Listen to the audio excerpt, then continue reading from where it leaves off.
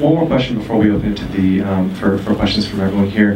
This is just a broad one, but to go back to the question which we began with, which is how do you arrive at a form for an idea? Can you guys talk very briefly about your process? Do you start out with, I think Kevin, you answered it in that you start out with a form and then you might find an idea that represents that form, Yeah. or do you start out with a story and then find a form for it? Or, I'm sure that this is a very specific process to everybody, but maybe you guys can talk a bit about, for these things that we saw, how did those two things coexist? Did one come before the other? Or how did you find a form for an idea? If you're making a film about an actress, did you know already that you wanted to deal with that friction between directed or verite? Or did you come to that as you really got into it and started thinking about it? As you started to shoot Brandy, you began to think, oh, maybe I can layer some of this stuff in. Yeah, for me it was like a circle, so I had basically two reasons to start making the movie. One is this idea, which was like actor, observational documentary. Oh, that could be weird, I don't know, maybe she's gonna be a terrible actor, I don't know. And then the other side of that was the real sort of, the way, her real things that she was going through. I really sensed something. We have children the same age. We were at a birthday party and she got drunk and she was holding court in a way that was really dramatic, and like she's just like being a different human being than this parent friend of mine that lived next door that happened to be in The Wire. Like it was like, who is this human? This is exciting. Like and she's like, oh, fabulous. I was like, what the hell's happening? Like, so it was something was going on with the real person. And also I had this idea that I was like sort of obsessed with, and it was like that real thing will get me to this idea, but then you really have no clue. So I thought, oh, well, I hate slow motion in some ways, so that's gonna be stupid, but wait a minute, what if I do it like that, And so I just tried stuff and tried. I mean, it's a movie. I think the movie, if it works at all, it works because these things that shouldn't work, like should not function, should not actually get you anywhere, do somehow. And they do partly because, interestingly, like you were talking about, like you don't like to see people like, in interview settings.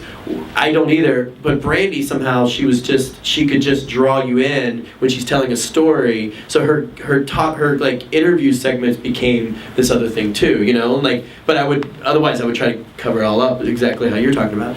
But to me it was like, then it was just sort of like circling out, trying to find different ways to represent that. So you see the ice and the water, that becomes like a metaphor for her emotional state. But guess what? It's such an obvious metaphor that the minute you see it, you're like, that's such an obvious metaphor. Does it work? And then like, but that's how melodramas work. Melodramas are full of obvious symbols, obvious representations of reality, but because they're layered on top of each other, there's so many of them, you start to feel something, even though you're thinking the whole time like, this is ridiculous, this is not supposed to be working, and then you're taken into some other place. So it was just circling out to try to find that stuff, and then the only reason the movie works is because something happened in her life, and I was there to film it.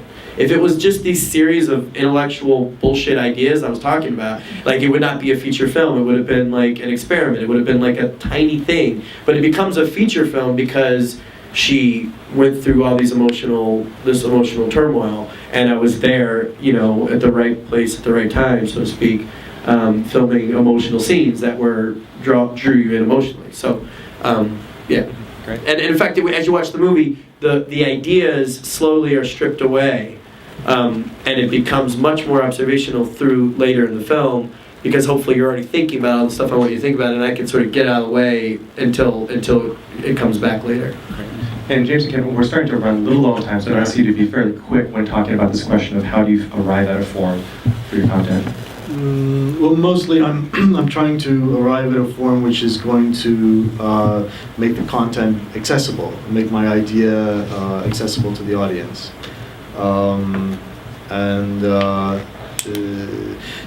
First I'm choosing a subject. There's people think of documentaries as, I don't know, political films, activist films. My political choice is the choice I make of my subject.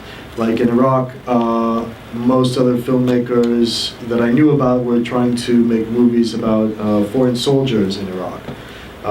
I guess because it's something that an American audience is sort of supposed to be automatically interested in, and it's also more accessible. You don't have to. There's no language barrier. And so, the choice to make a film about ordinary Iraqi civilians in Arabic and never interview, never even see an American, that's my political choice, and that's the politics of the film. And beyond that, I feel like I don't even have to interject myself. I can just let the subject dictate the rest of the content in the movie in terms of the political aspect of it, and I don't have to interject myself beyond that. Or like in the Gaza Strip, I chose to make a film in the Gaza Strip about Palestinians at a time when it was considered like basically illegal to make a film about Palestinians without also including an Israeli point of view, for example. You can't believe how much flack I got for that choice. But that was my political choice to do it. The form is more motivated just by, my desire to make a film that people are going to watch, I guess. And like as I find things in the material, I'm trying to find a way in the formal aspect, the editing, the music, the cutting, and the way I film it. For example, I'm making a film now in Afghanistan about kids. Well, I never put the camera above the eye line of the kids that I'm filming. It's always on the same level. Like I'm not taking a viewpoint of an adult, for example. When I'm filming kids, it's always down with them. So it's, I'm telling the audience something about my approach to the subject without actually saying anything. And that's, it's a formal choice, but there's a million formal choices that you make every time you film anything, whether you're aware of it or not. I guess. Form first. Okay, well maybe we can impact that a bit. We have time just for a few questions, and I'd love to hear anything for any of the filmmakers here about their process, about how they make their films, about this question between form and content. Yeah.